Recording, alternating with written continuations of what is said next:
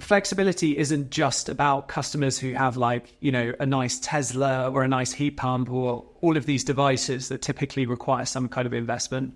Flexibility is something that should be possible and open to any customers if they want to participate in it. Demand-side flexibility is essential for an energy system with an increasing number of decentralized and fluctuating renewable energy resources. Both the energy system and society in general rely on consumers who adapt their energy consumption to the available grid capacity. Digitalization and new technologies such as smart meters and market-based solutions are turning consumers into active players. So how could demand-side flexibility be incentivized, and what could flexibility marketing look like in different sectors? And which role do home batteries and the aggregation of small producers and consumers play?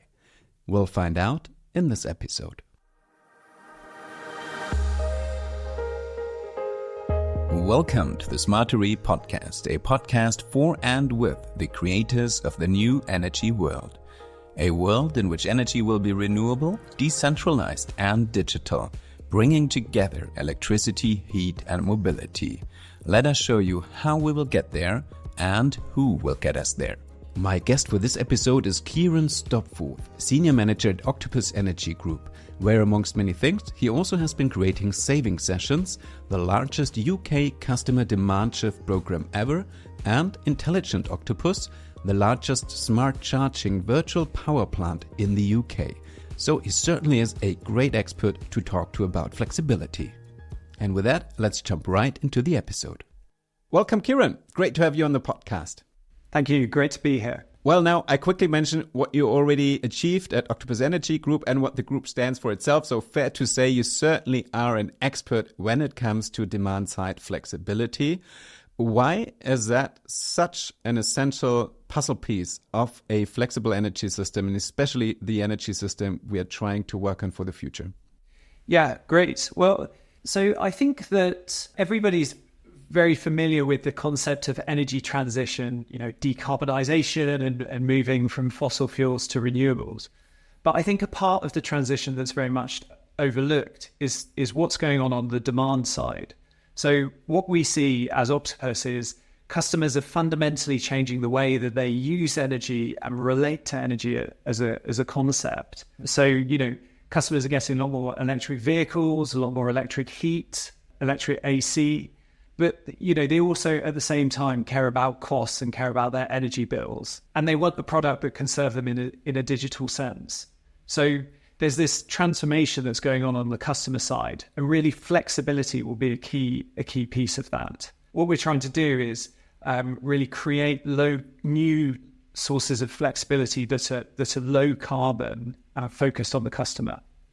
And now your answer focused mainly on the customer's point of view and how it helps them. And looking in the other way, why is it such an important piece for the energy system itself, specifically when based on renewables? Yeah, I think for the first time in history, the way that people use energy is becoming more and more flexible, whether that's shifting around the times that an electric vehicle's charging or using some home generation and export to the grid. And, at the same time, as we get more wind and solar onto the system, these are resources that are low carbon, but they have some variability. So where domestic flexibility comes in is we can reshape the load curve to better match the output of these resources.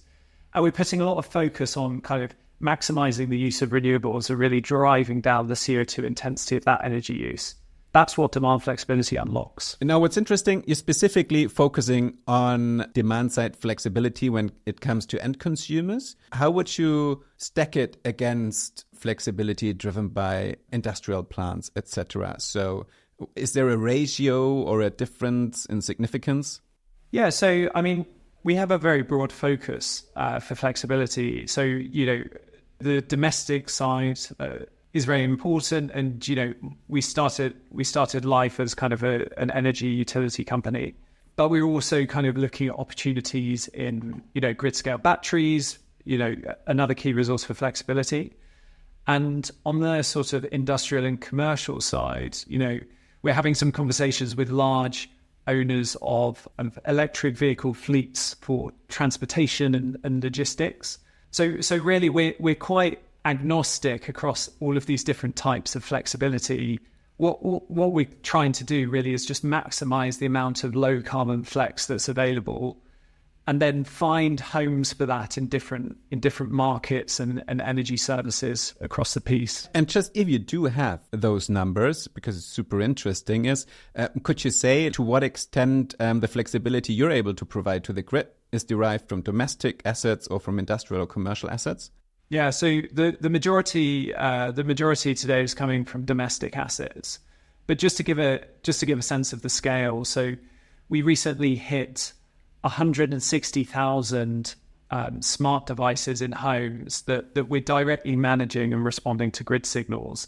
This is our intelligent Octopus product, and it's powered by our Kraken technology. But I mean, so the total scale of that is 1 gigawatt of connected demand. So that's as big as a pretty big power station. That's 4 times higher than it was 12 months ago. So it's growing really rapidly.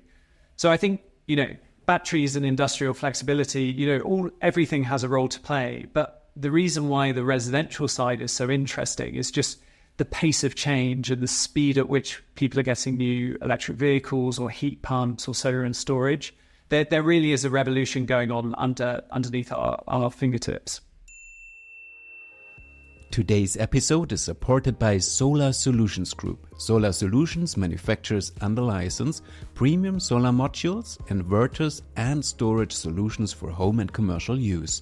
For example, with world-famous brands such as Duracell, AEG and Electrolux. Find out more in the show notes. Now, what's interesting, you have a perfect insight into various international markets. So how do you see it developing in those different markets? Yeah, definitely. I mean, so there's a tremendous amount of kind of potential when we look across countries in the world. So, so Octopus as a group is active in 27 different countries worldwide. And in a lot of these countries, you see similar themes happening, which is, a focus on low carbon technology, EV adoption, solar and storage adoption, electric heating adoption. All of these drivers are similar across countries. And actually the technology types are very similar as well. So we're able to integrate and manage these different devices, whether they're in the UK or we're also active in Germany, in the US and New Zealand as well. So the full kind of geographic scope.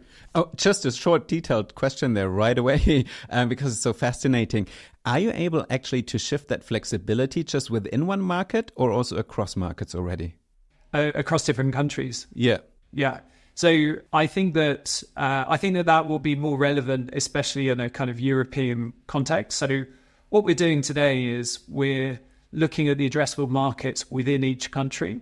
But I think perhaps as we grow and increase the penetration across Europe, then a sort of international trading opportunity may open up. So that's interesting. So it really makes sense to also have players in the field who do not cater to one regional national market, because I guess then in the future the potential for flexibility will be even bigger. Now, you mentioned that, of course, you use various assets which have the biggest potential currently. Are we talking about EVs or heat pumps or other home devices or your EES at home?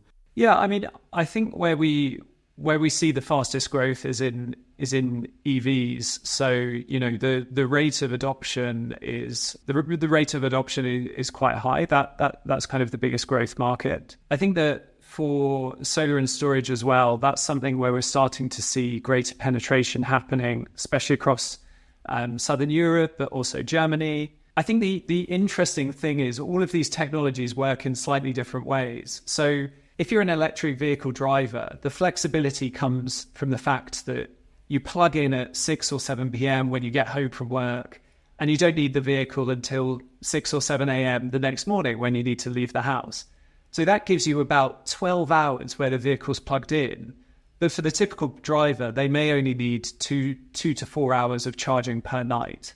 So what that means is if we shift the energy use out of the evening times when energy is expensive and into, times overnight where you're able to find a big price differential in how expensive that energy is to buy. So for our intelligent Octopus customers, that means that we can offer them an EV rate that's about 1/4 of a price for the energy in the rest of their home, just to give an example. And then, sorry, go ahead. No, that's just quite a significant price difference. Absolutely. 25% is something people will notice. Yeah. And that's to do with the kind of the differences in shifting out of peak, but not only shifting from 7 p.m. to 1 a.m. on a fixed, every night is 1 p.m. But what we see is prices are moving around. So some nights the cheapest time to charge might be 1 a.m. Sometimes it might be 9 p.m. or 2 p.m. or something like that. Sometimes there might be negative pricing overnight that you can take advantage of as well. The key thing is having a dynamic optimization that runs every night to take advantage of the prices that are available. Now, I think you were specifically talking about EVs at the moment. Of course, people also have their electric energy storage or their batteries at home. I guess you run different schemes there, but are you actually also able to feed energy back into the grid when then on the other hand, prices are especially high? Yeah, exactly. So home batteries are an incredibly flexible asset because they're connected all of the time. And, different homeowners, different customers have different motivations. Some people will want to increase the amount of renewable energy they use, and other people will just want to maximize their own value. But around that customer preference and that customer constraint, that gives us a lot of ability to flex the asset in order to meet. So we can optimize the asset against CO2 intensity, or we can optimize it around kind of the value maximizing behavior. But, the difference between EVs and batteries is, because the battery's there, it's connected all the time, then you get an even broader range of flexibility. Now we've covered cars, we've covered energy storage. When it comes to heat pumps, which I guess are also amongst the biggest units to be found in the domestic area, do they also have some very specific dynamics you have to be aware of? Yeah, I mean, I think electric heating, electric hot water, heat pumps, this is really exciting area because the different dynamic with heat is that you have more flexibility potential during the periods when you really need it. So the heat pump is plugged in all the time. That's a helpful thing. But when you have the most heat pump usage tends to be when it's colder. And then that's exactly when, the peak demands on some grids happen if you have a winter peak. So being able to shift your energy use around those winter times can be a really helpful thing for the network because you're not exacerbating these kind of big peak events that are happening in winter. So we've already built integrations to different brands of heat pumps. We can integrate with smart thermostat to provide some temperature controls that respond to these grid signals. And, one example of typical behavior is we might do a sort of pre and post heat kind of thing. So if we forecast that prices are going to be particularly high during a certain period, what we might do is start heating the home a little bit earlier in the day, take advantage of the lower pricing, and then just completely avoid that kind of peak. And then if the customer's house gets a bit cold, we'll see that through the thermostat or through temperature sensors, and then we can kind of top up. But generally, we can kind of avoid that sort of high price period. All right. So thanks to heat being a process that moves significantly slower than other processes at home, you really are able to expand flexibility here. Now, earlier you mentioned, that's also really interesting to feed energy back into the grid in times of high prices. Is that incentivizing some homeowners to actually go for a larger home battery? Because they're like, wow, I might just, add 30% storage so I can specifically cater to that dynamic? Yeah, I mean, I think especially, so in our Spanish retail business, we have a very sort of active installation kind of arm, and what we're starting to see is more and more people are getting interested. Where where in the past they might have just got solar as a standalone, we're seeing more people wanting to add on storage to give them a bit of this flexible capacity, or helping increase their renewables usage. So, I think over the coming months and years, as the sort of the value of flexibility gets more communicated, we might see customers opting to have larger batteries so that they can capitalize on this benefit. Now, really, in order to have a business model such as the one of Octopus Energy Group and many other players out there, to have this business model really work out, what sort of conditions do you have to meet in a market for this flexibility to work out? Yeah, so I think that what we've been talking about so far is kind of automated types of flexibility where, we integrate to a customer's device and we're able to manage how that energy is used. I think it's really important, though, to sort of, flexibility isn't just about customers who have a nice Tesla or a nice heat pump or all of these devices that typically require some kind of investment. Flexibility is something that should be possible and open to any customers if they want to participate in it. So a couple of things that we've been working on is, so through our saving sessions offer, basically we contacted customers and let them know when there was a grid kind of flexibility event ongoing and asked them to reduce their consumption.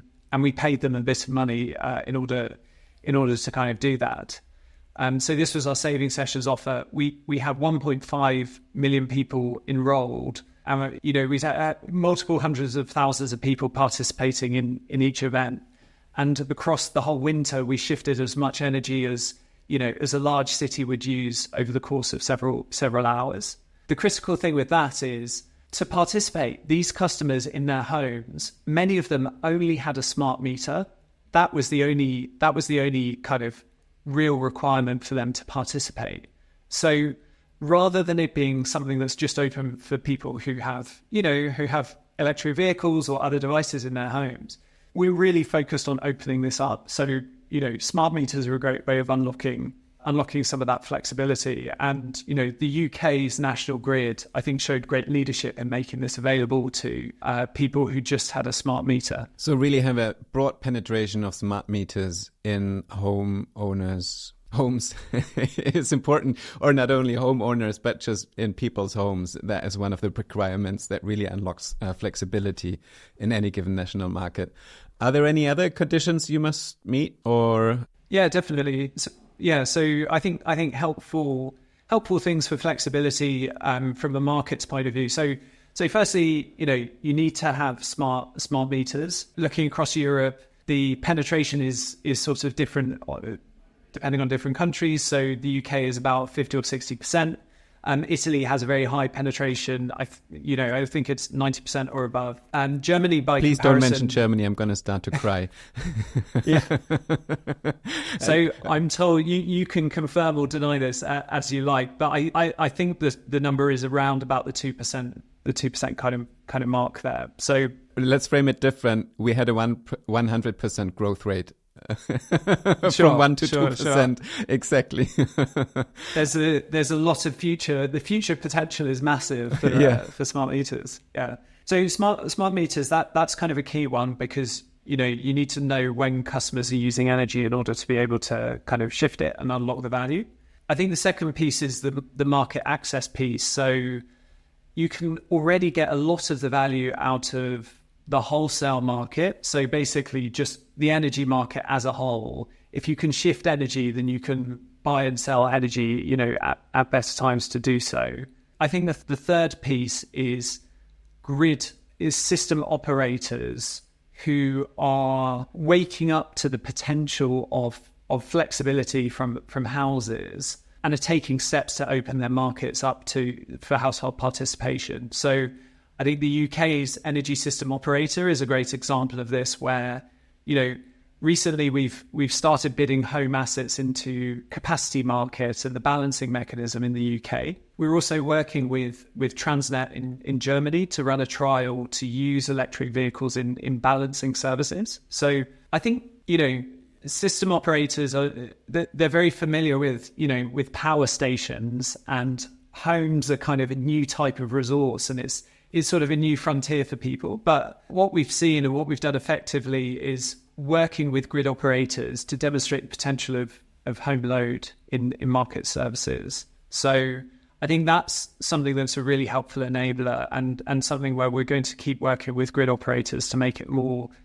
widely accessible. A broad field you span from the individual homeowner to the grid operator and all the different links and stakeholders in between. I think earlier you already mentioned, one or the other hack or nudge to really incentivize the end user. Are there any other incentives that really can motivate people to make their flexibility more available? Coming back to Germany, really hesitant to buy into unfortunately, to buy into smart meters, etc. So very doubtful of this witchery of flexibility. But so what could incentivize even a stubborn German?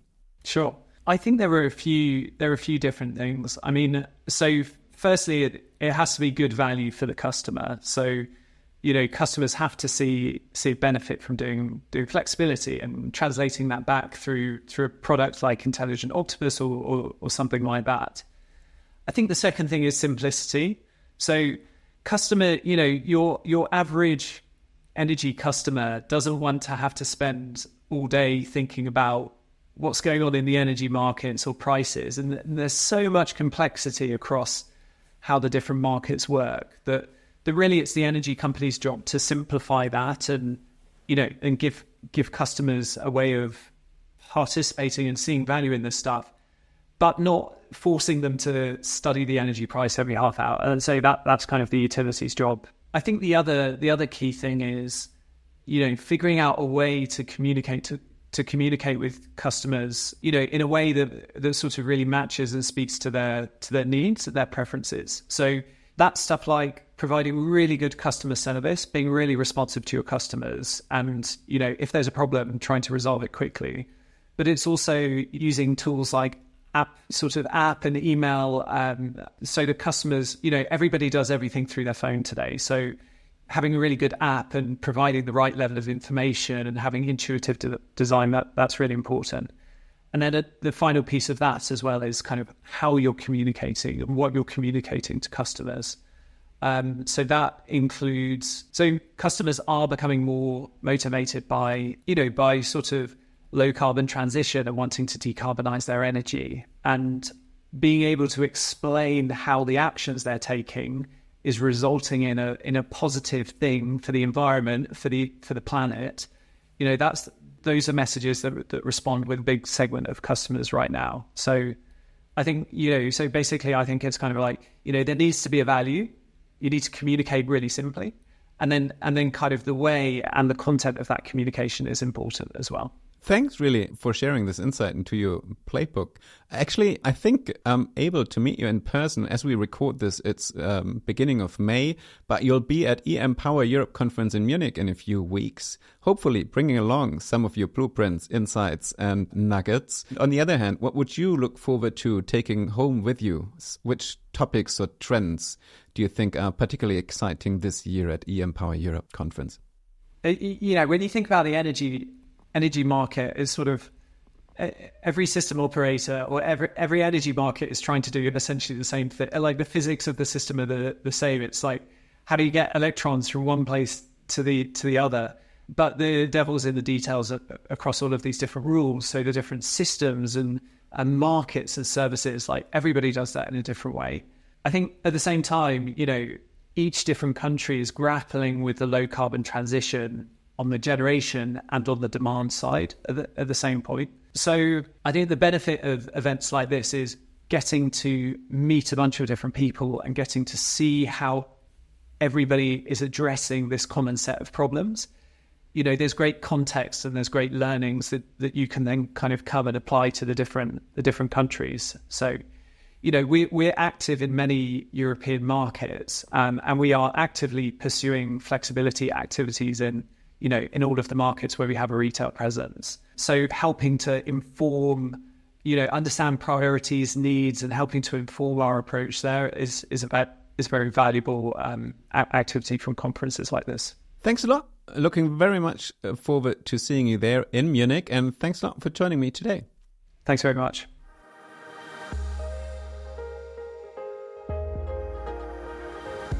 You can find out more about this topic at Empower Europe conference from June 18th to 19th in Munich. All information such as the program, speakers and much more can be found online at em-power.eu.